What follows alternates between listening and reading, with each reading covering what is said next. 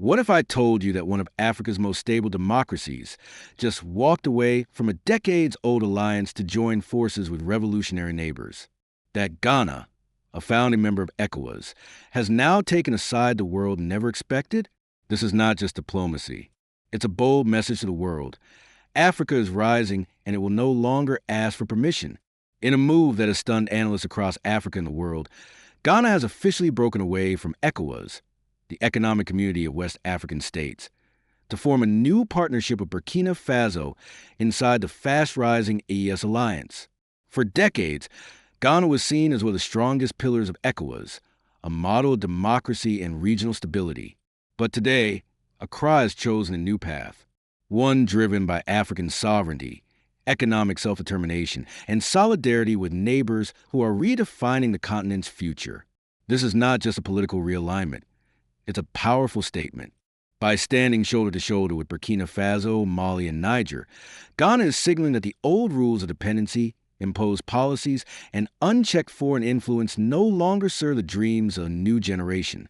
The AES alliance, short for the Alliance of Sahel States, is rapidly becoming the boldest experiment in Pan-African cooperation we've seen in decades. Higher attention keywords: Ghana partnership with Burkina Faso, AES alliance, ECOWAS exit, Pan-African unity, Africa rising, new economic bloc. So what pushed Ghana to take this extraordinary step? Observers point to a combination of factors: frustration with ECOWAS sanctions and interventions that have divided West Africa instead of uniting it, growing admiration for Ibrahim Traoré's assertive policies, which have inspired millions to believe in self-reliance, a deep conviction that African nations can only thrive if they reclaim control over their resources, currencies, and borders. For many Ghanaians, this is not abandonment, it's renewal. It's an embrace of a future built on equal partnership, mutual respect, and true independence. Make no mistake, this shift is historic. The AES alliance now counts some of the most resource-rich and strategically important territories on the continent. Burkina Faso, with its vast gold reserves and ambitious infrastructure revolution. Mali, a nation rich in minerals and cultural heritage. Niger, home to critical uranium and untapped economic potential. And now, Ghana, a regional powerhouse in agriculture, technology, and democratic governance. Together, these nations are poised to challenge old economic models and rewrite the rules of engagement with Europe, the United States, and China. This could be the beginning of an African economic renaissance, led by Africans for Africans. As news of Ghana's pivot spreads, reactions are pouring in from capitals around the world. Some leaders are praising Ghana's courage, calling it a model for other nations ready to break free of dependency. Others warn that walking away from ECOWAS could trigger economic retaliation, disrupted trade, and diplomatic isolation. But if you listen to voices on the streets of Accra, Ouagadougou, and Bamako, you hear something else: hope. Hope that this alliance will bring fair trade, job creation, and the end of foreign exploitation. This moment is more than just a headline. It's a declaration that Africa is ready to stand tall, to build bridges across borders without permission, and to speak with one voice in the halls of global power. If you believe that Africa's story belongs to Africans and that the time for unity is now, subscribe to this channel. Turn on notifications, because this is only the beginning of a revolution that could reshape the continent forever.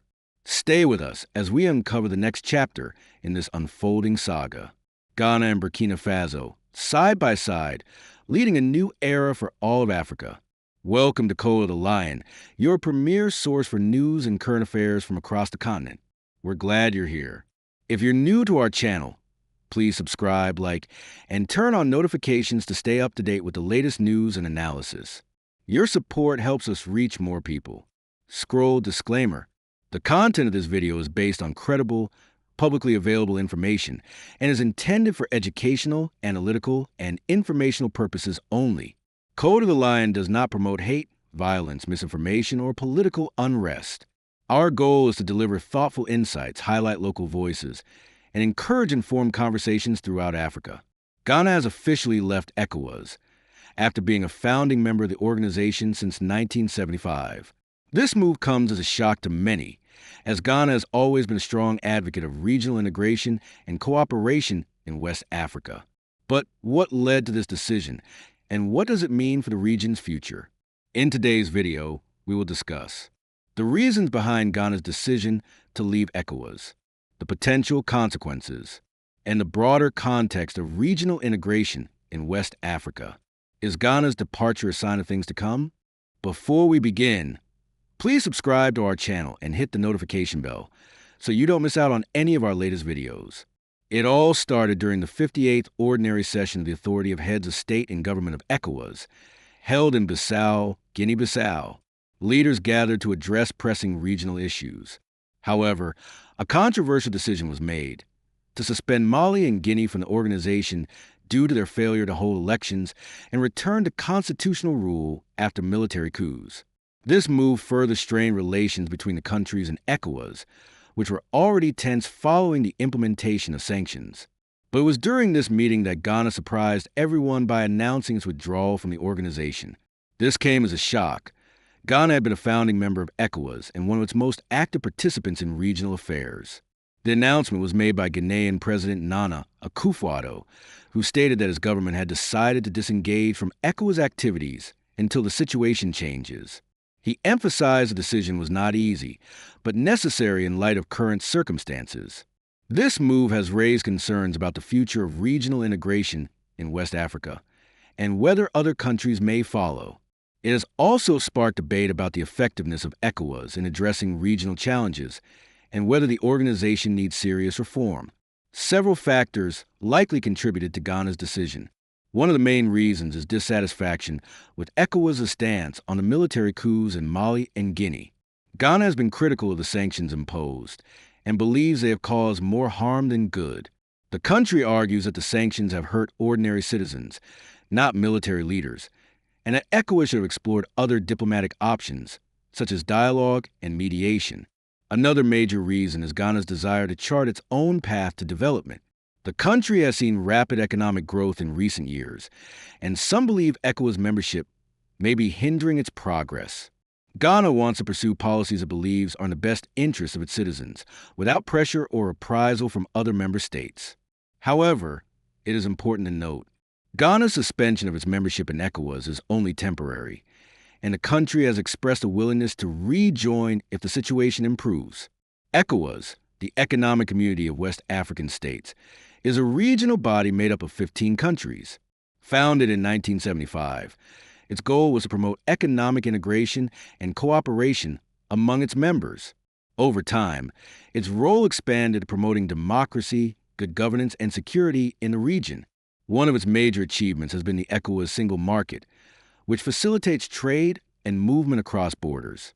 It has also played a key role in conflict resolution, especially in Liberia, Sierra Leone, and Côte d'Ivoire.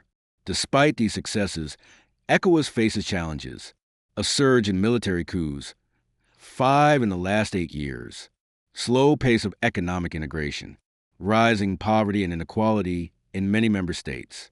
The recent crisis in Sudan has also put ECOWAS in the spotlight, as it took a leading role in trying to resolve it.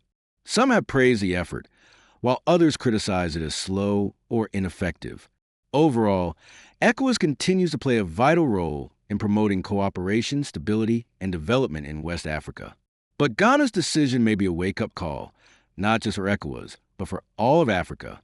Thank you for watching this video. Please share your thoughts in the comment section below.